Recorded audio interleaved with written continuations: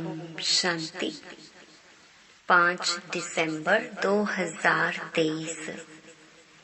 बाबा के महावाक्य। मीठे बच्चे, कल्याणकारी बाप अभी तुम्हारा ऐसा कल्याण कर देते हैं जो कभी रोना ना पड़े। रोना अकल्याण व देह अभिमान की निशानी है। प्रश्न: किस अटल भावी को जानते हुए तुम्हें सदा निश्चिंत रहना है? उत्तर: तुम जानते हो कि इस पुरानी दुनिया का विनाश अवश्य होना है। भल पीस के लिए प्रयास करते रहते हैं, लेकिन नर चाहत कुछ और। कितना भी कोशिश करें, यह भावी टल नहीं सकती। नेचुरल कैलेमिटीज आदि भी होनी है। तुम्हें नशा है कि हमने ईश्वरीय गोद ली है। जो साक्षात्कार किए हैं वह सब प्रैक्टिकल में होना ही है। इसीलिए तुम सदा निश्चिंत रहते हो। ओम शांति। विश्व में मनुष्यों की बुद्धि में भक्ति मार्ग का ही गायन है, क्योंकि अभी भक्ति मार्ग चल रहा है। यहाँ फिर भक्ति का गायन नहीं है, यहाँ तो बाप का गायन है। बाप की महिमा करनी होती है, जिस बाप से इतना ऊंच वर्षा मिलता है। भक्ति में सुख नहीं है। भक्ति में रहते हुए भी याद तो स्वर्ग को करते हैं ना।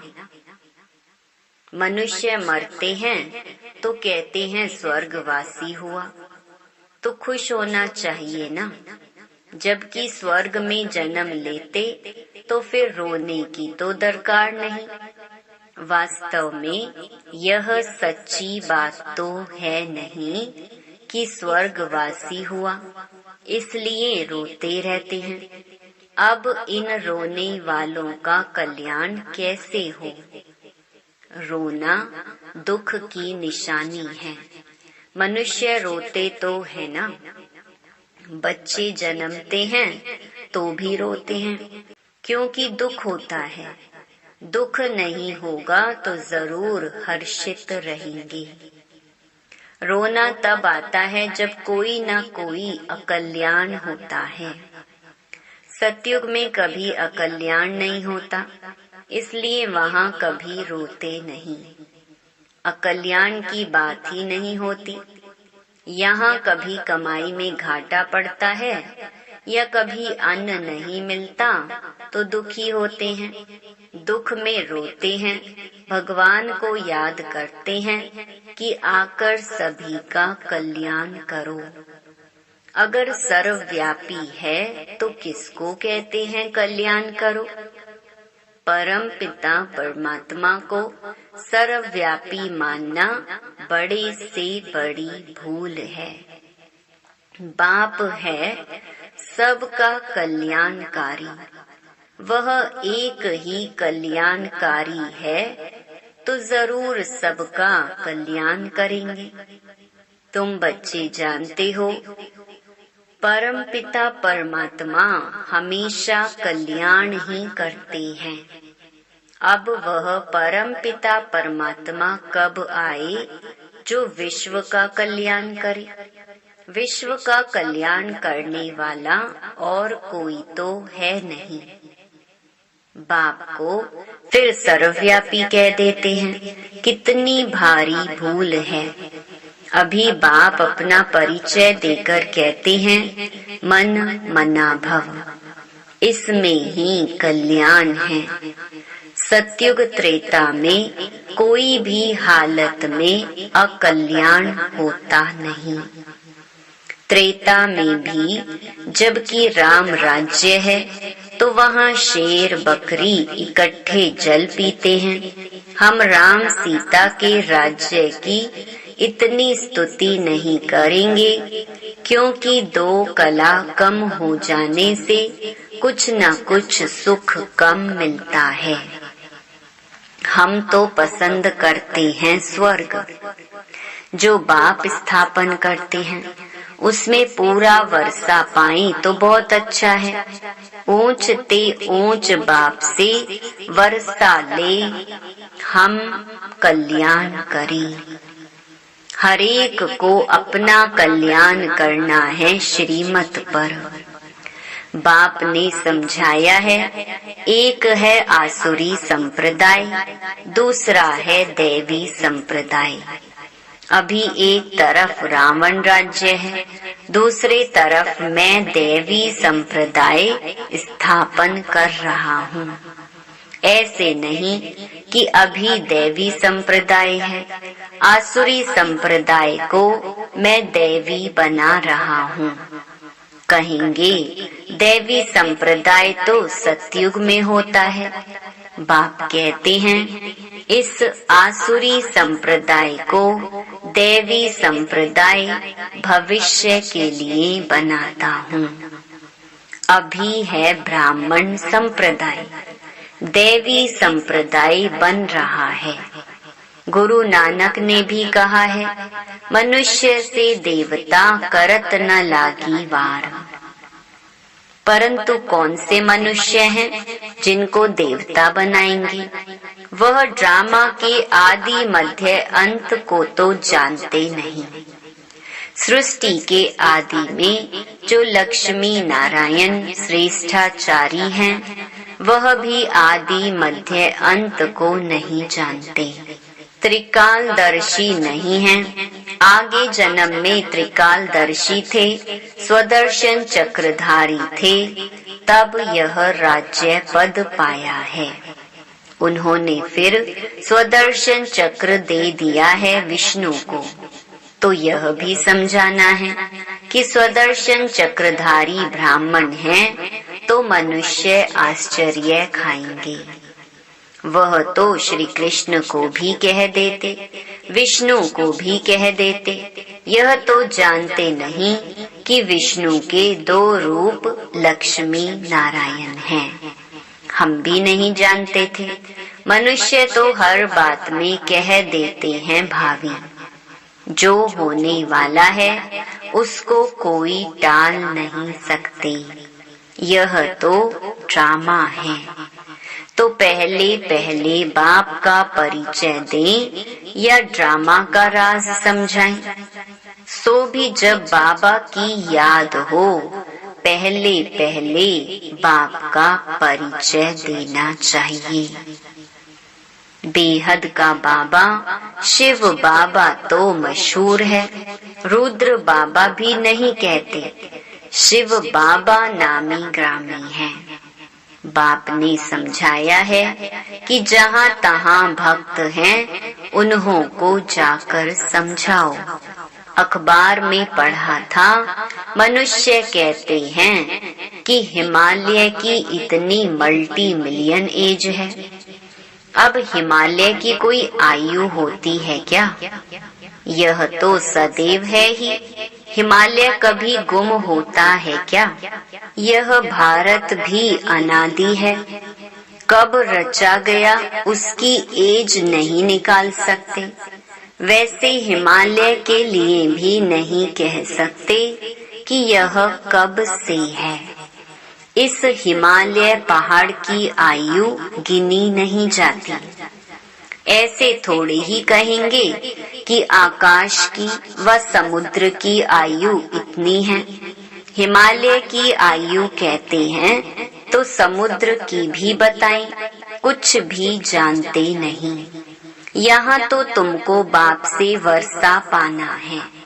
यह है ईश्वरीय फैमिली। तुम जानते हो, बाप का बनने से स्वर्ग का मालिक बनते हैं। एक राजा जनक की बात नहीं, जीवन मुक्ति में अथवा राम राज्य में तो बहुत होंगे ना। सबको जीवन मुक्ति मिली होगी। तुम सेकंड में मुक्ति, जीवन मुक्ति पाने के पुरुषार्थी हो। बच्चा बने हो, मम्मा बाबा कहते हो, जीवन मुक्ति तो मिलेगी ना। समझ सकते हैं, प्रजा तो ढेर की ढेर बनती जाती है, दिन प्रतिदिन प्रभाव तो निकलना है ना।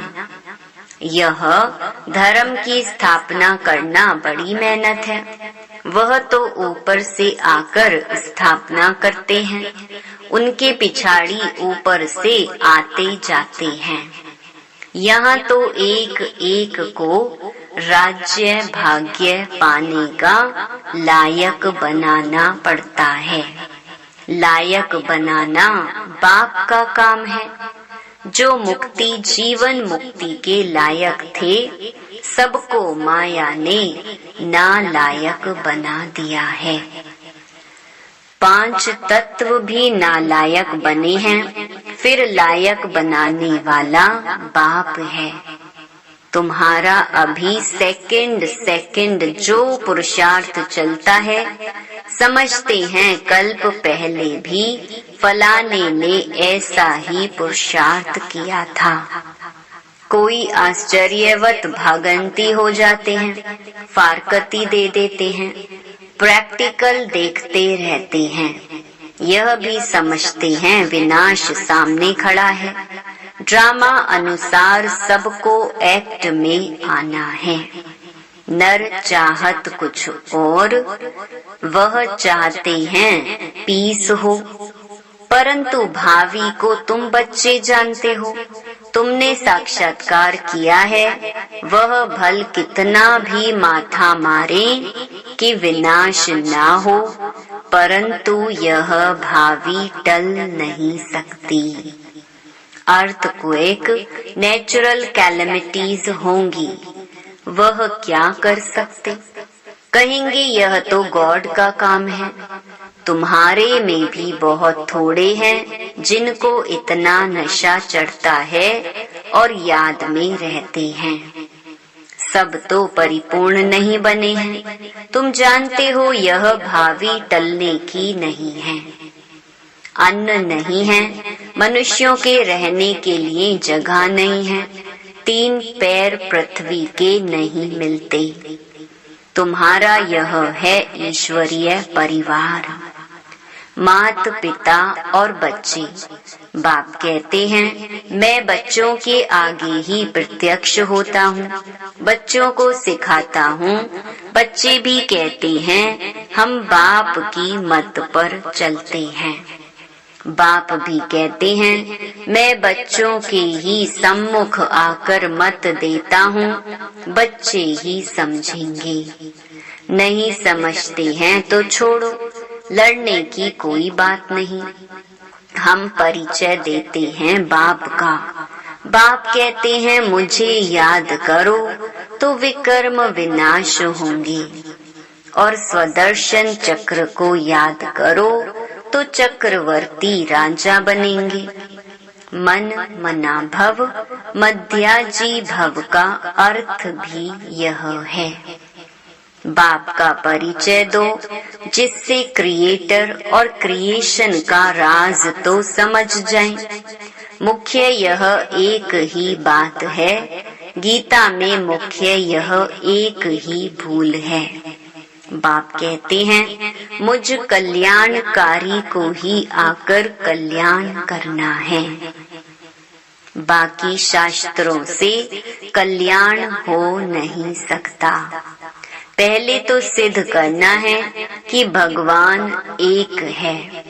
उनको तुम याद करते हो परंतु जानते नहीं हो।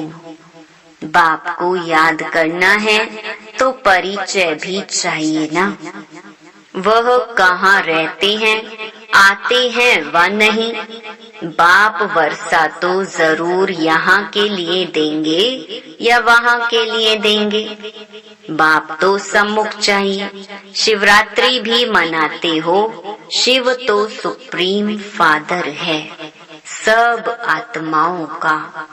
वह रचता है, नई नॉलेज देते हैं। सृष्टि चक्र के आदि मध्य अंत को वह जानते हैं। वह है ऊंचे से ऊंचा टीचर जो मनुष्य को देवता बनाते हैं, राजयोग सिखलाते हैं। मनुष्य कभी राजयोग सिखला ना सके, हमको भी उसने सिखलाया, तब हम सिखलाते हैं। गीता में भी शुरुआत में और अंत में मन मना भव और मध्याजी भव कहा है। झाड़ और ड्रामा का नॉलेज भी बुद्धि में रहता है, डिटेल में समझाना पड़ता है। रिजल्ट में फिर भी एक बात आती है, बाप और वर्षे को याद करना है। यहाँ तो एक ही बात है, हम विश्व के मालिक बनेंगे। विश्व का कल्याणकारी ही विश्व का मालिक बनाते हैं। स्वर्ग का मालिक बनाएंगे, नरक का थोड़े ही मालिक बनाएंगे। दुनिया यह नहीं जानती कि नरक का रचयिता रावण है, स्वर्ग का रचयिता बाप है।